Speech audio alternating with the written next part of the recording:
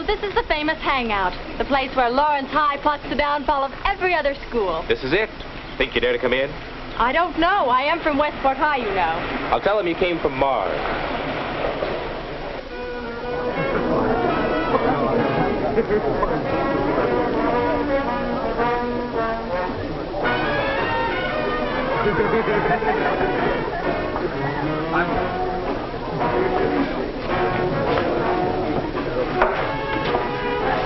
Her name, Jim, her name. Down, boys. She's my cousin. Sally Barber, Tom Morgan. Your cousin? Oh, this is too good to be true. My cousin, and I haven't seen her for a long time, so go away. Let us rattle the family skeletons in peace. Oh, Jim, if I had a cousin, I'd want her to meet interesting people. If you had a cousin like this, you'd do just what I'm doing. You'd protect her. So goodbye. All right, all right. Spoiled sport. This is a nice place, Jimmy. Even the wolves are nice. Why the armband? Oh, they're from the high school service club. Been out ringing doorbells. We're trying to boost United Fund over the top. I got everyone in my block signed up early this afternoon. You spent your Saturday working for the United Fund? If it were anyone but you kids from Lawrence, I wouldn't believe it. That's pretty wonderful, you know it? Well, actually, we had a lot of fun doing it. I guess the town needs United Fund on it.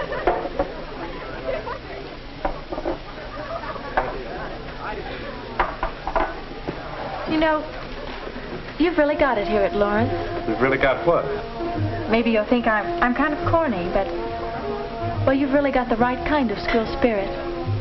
Golly, I wish the kids at Westport had a small idea of some of the things Lawrence has done. What's wrong with Westport? You've got school spirit. I can remember how you all came down here for the football game. Man, I never saw so much. Spirit? Sure. We've got a sort of school spirit. But here it's different. Your school spirit seems to be working in everything you do. It doesn't make any difference if it's sports or debate or competition for a scholarship.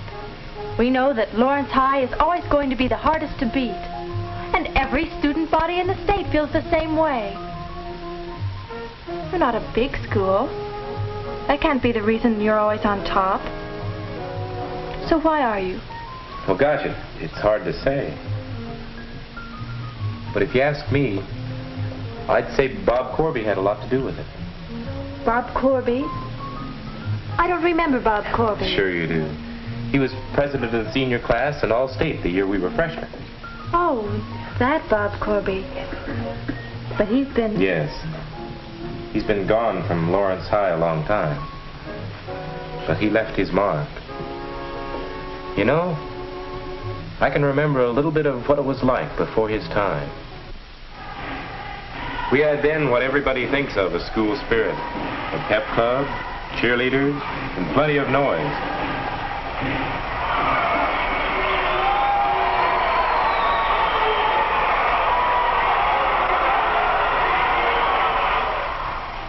Whenever we won, we really cut loose. Snake dances, snarling up traffic, and racing up and down the streets, blaring car horns, and yelling. It's certain the townspeople didn't get much sleep, and it's a wonder somebody didn't get killed. Sometimes noise wasn't enough. Sometimes it was kid stuff, such as painting the school initials in places where they had no business to be. If we'd had any sense, we'd have known all this carrying on was a discredit to the school. And then let's see.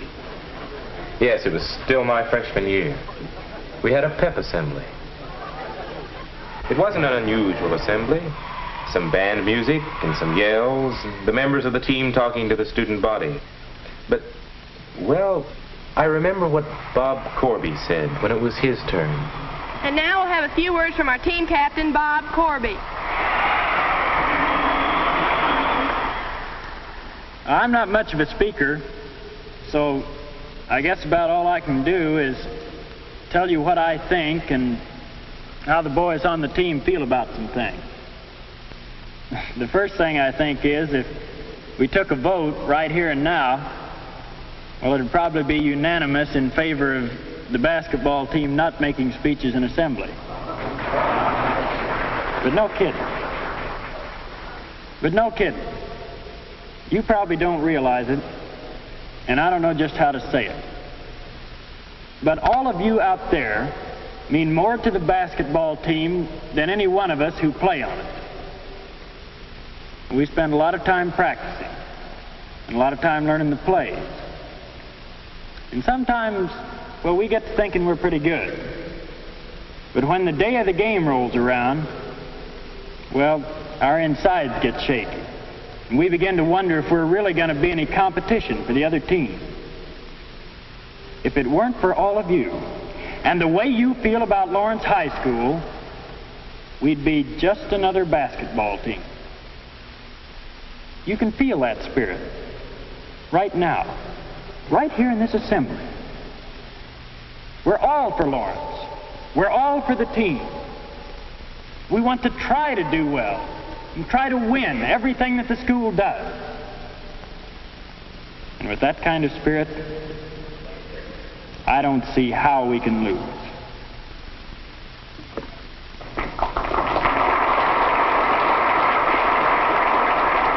Well, that threw it right into our laps. Bob Corby was a hero to every kid in school. And if he said the whole student body was a part of the team, well, we weren't going to let Bob Corby down. Those were the weeks when school spirit began to mean more than just noise. If an opposing team member was shooting a free throw, we all kept quiet to give him a chance to make it good. When Bob fouled out in the last minutes with the score tied, we didn't jeer the referee. We concentrated on supporting the players who were still in. That's what Bob was doing. We all had a new idea of good sportsmanship that all of us wanted to live up to, and it was heading us straight toward the championship. Lawrence High was rated one of the top teams in the state. And that's when it happened. Right in the middle of the season, halfway to the championship, Bob got sick. Really sick. He was the spark plug of the team. With him gone, we didn't know whether the team would fold or not. What really happened was that it worked just the opposite way. People got to thinking about Bob in the hospital, and everybody became more determined than ever to carry on with what Bob had started. The coach never said, "We've got to win this one for old Bob." He was too smart for that. He knew that's what we were all thinking anyway. Well, there was no foolishness at all after that. Everyone got behind the team in the way that it counted, not calling attention to ourselves, but letting them know we were for them. And you know, it was a thing that carried over into every classroom. Because when you get right down to it, a classroom is a kind of team too. Students and teachers working together to accomplish something. If you look at it that way, you realize that there isn't anybody more on your side than the teacher is, whatever class you're in. The more we got behind them, the more we realized that Lawrence had as good a faculty as any school. They were teaching a full day's schedule and then taking on other jobs for the good of the school. Jobs like helping plan constructive assemblies and working with intramural sports and all sorts of other things. And we didn't want just the teachers doing things for the good of the school. We wanted to do them ourselves. Enrollments in debate and dramatics and science clubs jumped way up. Before long, we were as proud of our scholarship and extracurricular ratings as we were of our other victories. One student won a National Merit Scholarship that year, and everyone in school felt a personal pride in his accomplishment. When visitors from other schools dropped into Lawrence, well, I guess they could see that the building wasn't the newest or the biggest in the state, but that didn't matter. We knew any school would probably trade their shiny new buildings for what we had, the reputation of being the best school in the state. Boy, I'll never forget the championship game that year.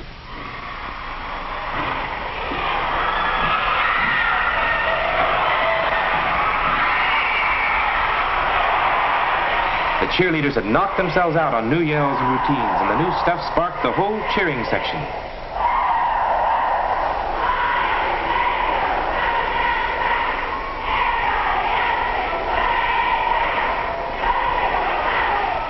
There wasn't an empty seat in the house. The whole student body turned out, even though the sports writers favored Washington High to beat us by at least 8 points. After all, we didn't have Corby. That's what they thought. You should have seen them. Every man on the team was an inspired ball player. He had to be. Washington High didn't stand a chance.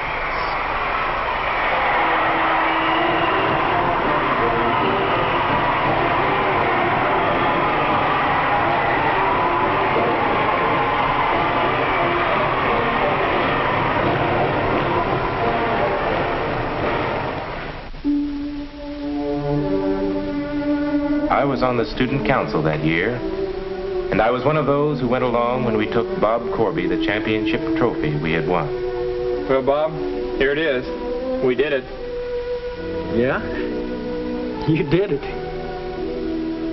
Gosh, you guys were great in the tournament. I'll never forget how you came from behind and walloped him. I could feel it just lying here listening on the radio. I knew just how the team felt with the school behind you every minute.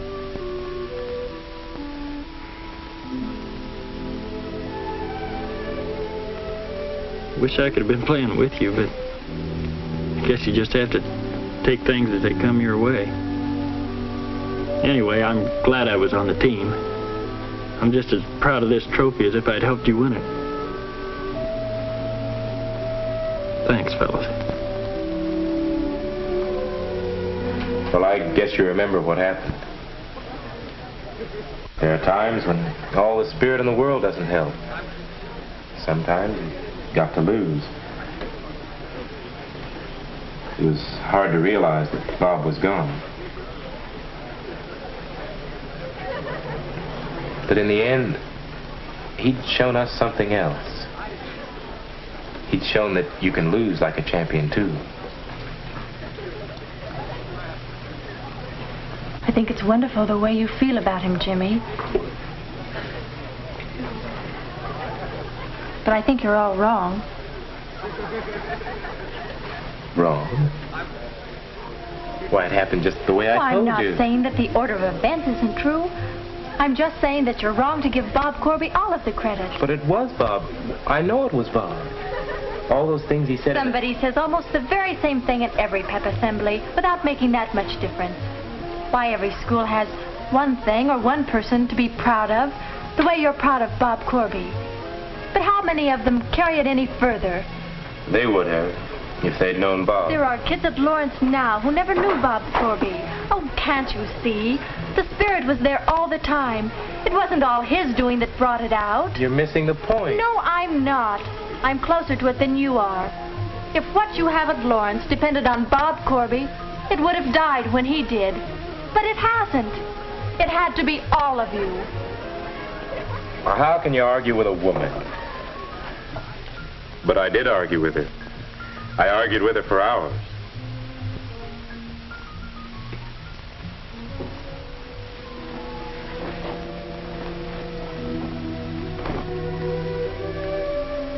But you know,